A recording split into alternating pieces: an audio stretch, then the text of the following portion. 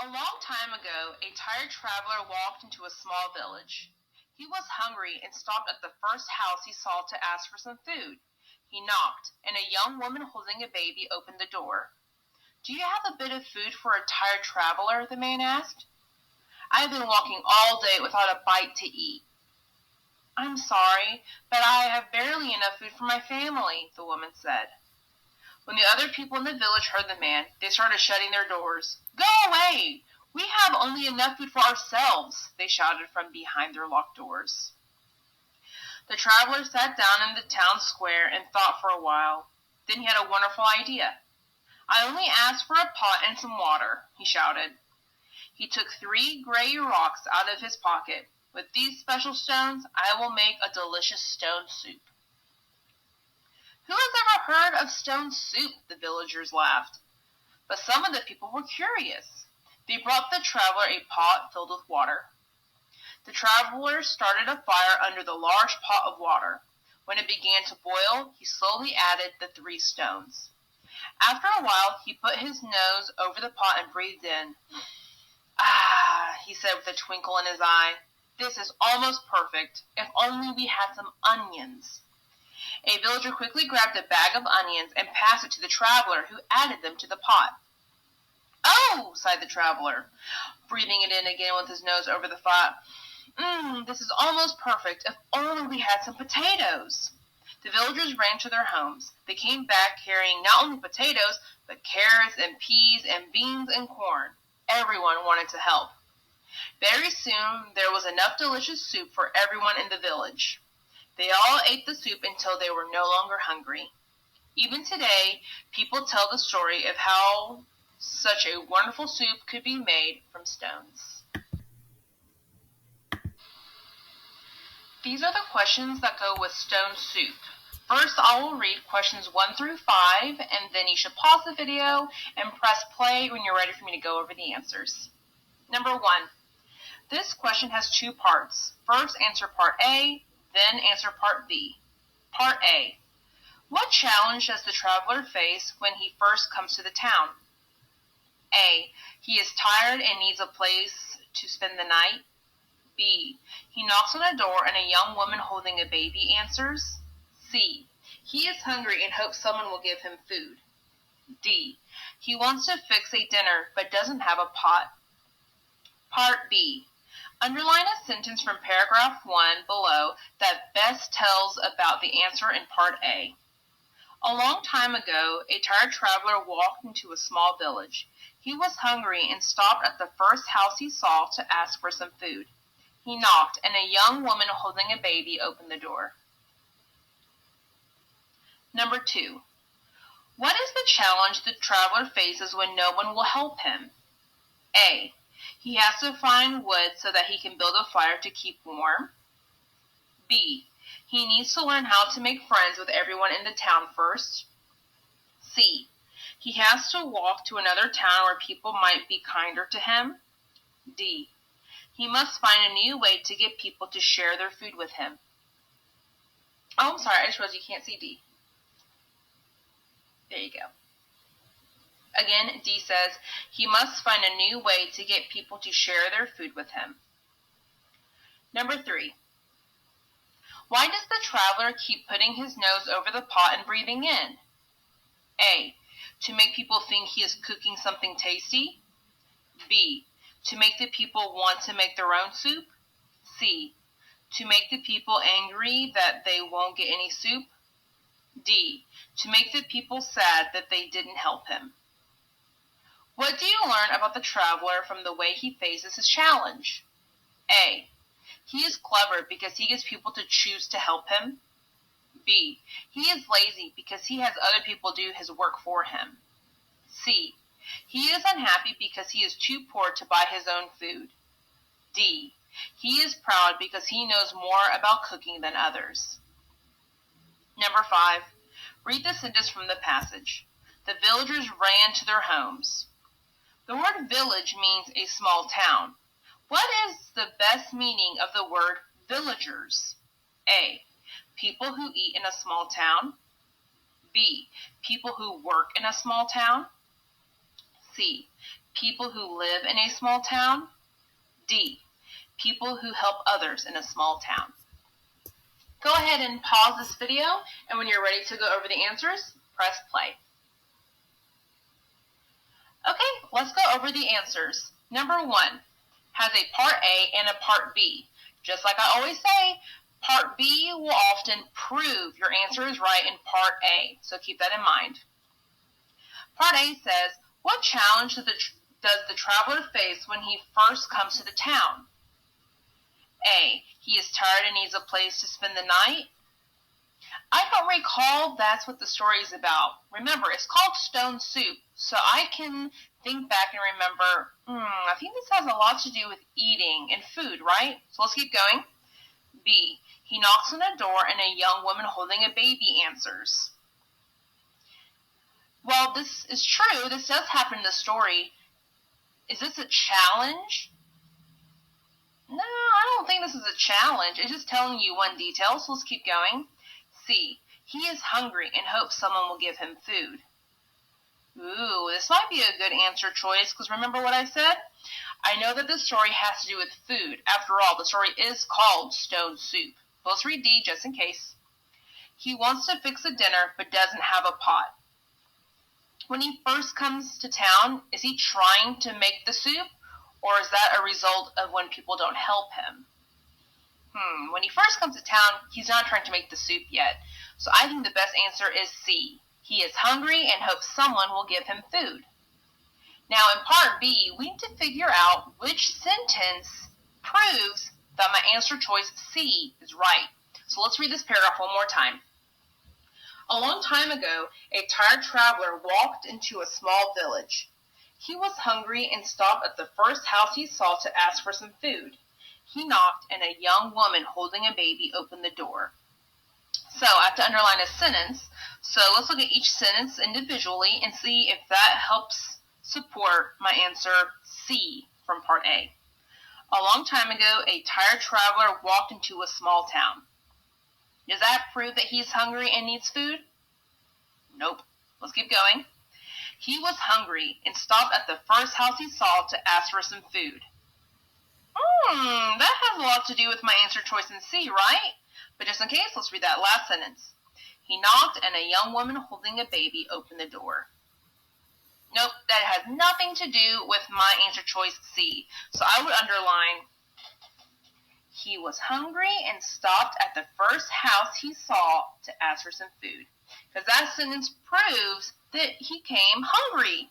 So that's why I chose to underline that sentence. Number 2. So we need to figure out the challenge the traveler faces when no one will help him. A challenge is like a very difficult time. So it says he has to find wood so he can build a fire to keep warm.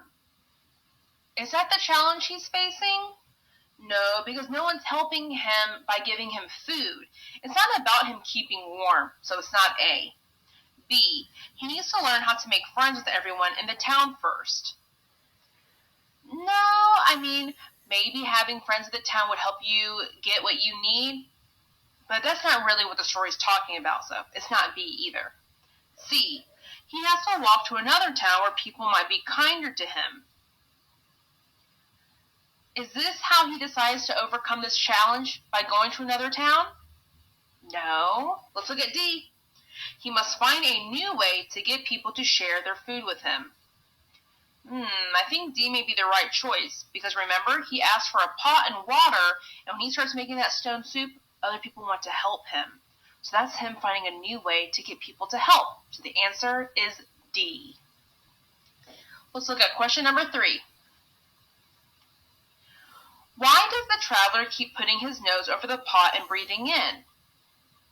You know, you can think about an experience that you have that might help you do this. Whenever you, your mom, or your dad, or someone you know cook something and they're smelling it and breathing it in over the pot or over a pan or anything that they're cooking, and they're breathing it in and they're saying how good it is, do you think they're showing like, this is going to be a really, really good meal? Or do you think they're just putting their nose over it just because that's where they want to breathe? No, because that would make no sense. So whenever you eat, smell has to do a lot with the taste, right? Because whenever something smells good, you're thinking, ooh, that's something I want to eat. So let that experience stick in your mind as we go over these answer choices. A says, to make people think he is cooking something tasty. That sounds a lot like what we were just talking about, but just in case, let's look at B. To make people want to make their own soup. Do you think by him putting his nose over his pot and breathing it in and being like, this is going to be so good, if only we had onions. Do you think that makes people think, oh yeah, I want to make my own soup? No, I don't really think that's the case. Let's look at C. To make people angry that they won't get any soup. Did he say anything about not sharing? No, and remember, for purposes, he's trying to find a new way to get people to help him. So I don't think he's going to try to make people angry. D said, to make people sad that they didn't help him. Remember, he still wants to try to get their help, so I don't think he's trying to make them feel sad. So I think this just proves our answer A is the right choice, to make people think he is cooking something tasty. Because if you put your nose over a pot and you are breathing it in, talking about how good it's going to be, do you think you can trick people to thinking that what you're making is going to be really good, even if it may be just 3 stones in water? Yeah, I think that might be a pretty good trick you could do. So the answer is A.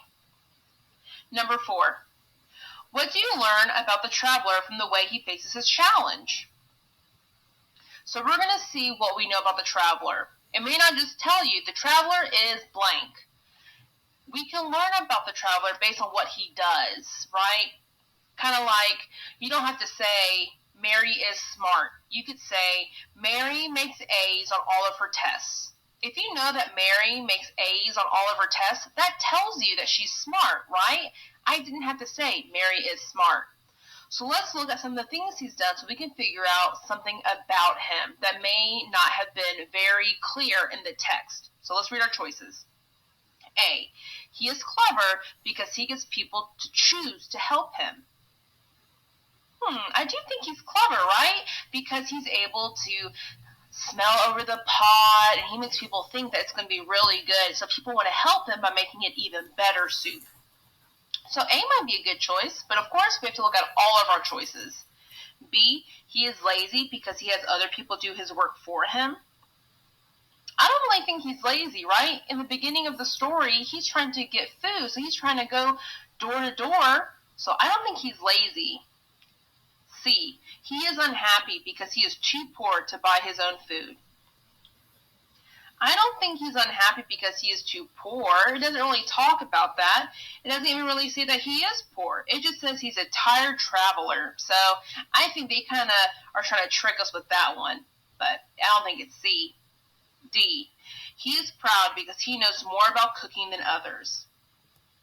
I didn't really get the feeling that he was bragging or trying to make other people feel bad, or he's thinking, I'm so awesome because I know how to make soup and others don't.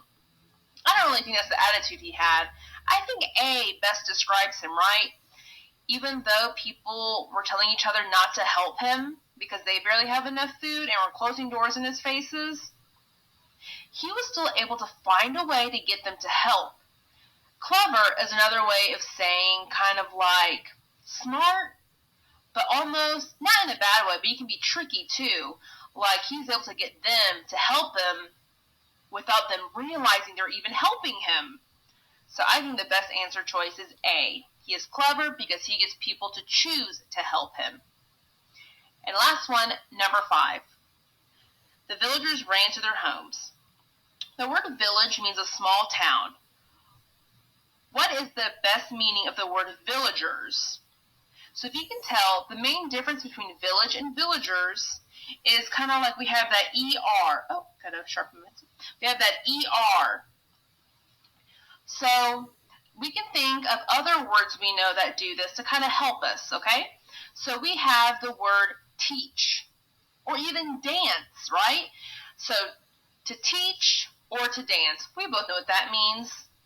Now, someone who teaches, we call them a teacher, a teacher. We add that ER in the end of teach, and that's someone who teaches.